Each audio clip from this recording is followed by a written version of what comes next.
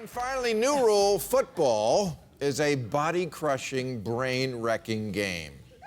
But we all know that now, so either ban it or shut the hell up about it.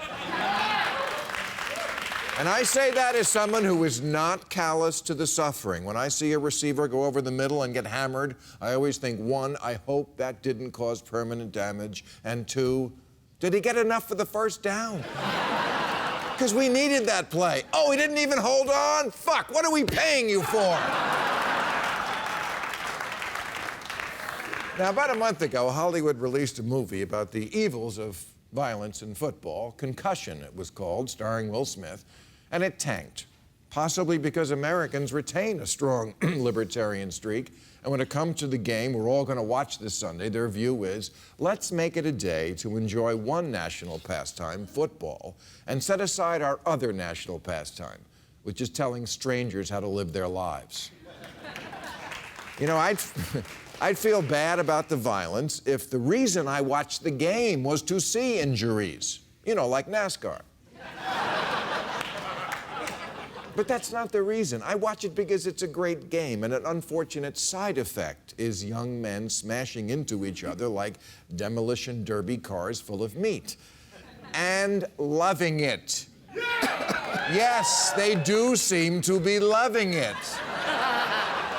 Alpha males have been fighting alpha males ever since the first Greek teenager told his friend, let's take our clothes off and wrestle. It won't be gay at all.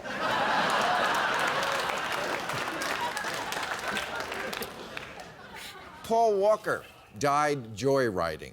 Now, I don't get car love. I don't think driving is like sex. I think it's like commuting. But that's me. He was doing what he loved. Some people smoke cigarettes.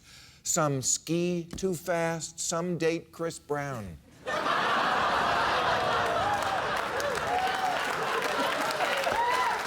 Oh, yes. Yes, Americans spend a lot of their time working on relationships. Unfortunately, they're other people's. If Rihanna wants to get back with Chris Brown or Hillary wants to stay with Bill, that's their call, not yours. You don't get to stop strangers from doing what or who they love, even if it's not what or who you would do. Just days after David Bowie's recent death, someone dug up an old interview with a retired groupie named Lori Maddox, where she said she lost her virginity to Bowie when she was 15 in a hotel suite on hash and champagne, which in 1972 was considered part of a complete breakfast. Now, to hear Lori tell it, she was a more than willing partner, and he was gentle and knowing and wearing a kimono. Which is not a bad way to lose your virginity, considering most deflowerings involve Michelob Van and crying.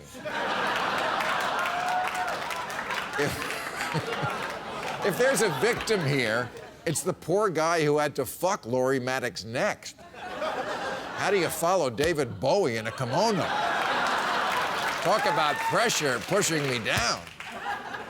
But according to the internet, social justice warriors, this was horrible, and Lori would be better off today if she'd lost her virginity to a loser named Dan from Algebra 2 class.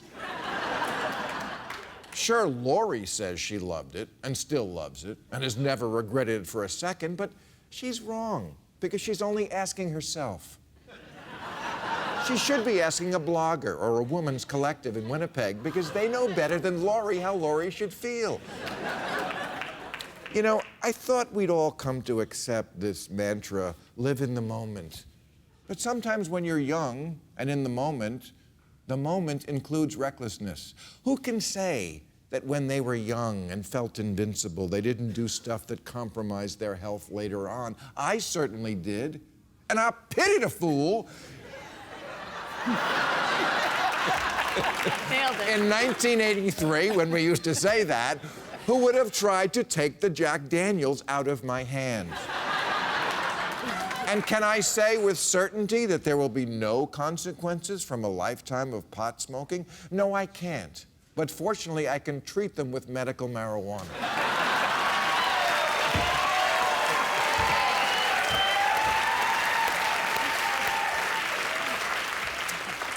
This guy is the same age as this guy. And yes, Newt will probably live a little longer, but there's a downside to that. He has to live longer as Newt Gingrich. Sammy Davis Jr. died at 64 because he lived a fast, fun, rat-packing life, and when he died, I remember saying, I would rather have 64 Sammy years than 100 Ken Starr years.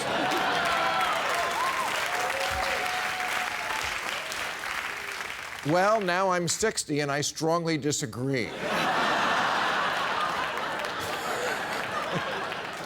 But you can only live at the age and time you're living.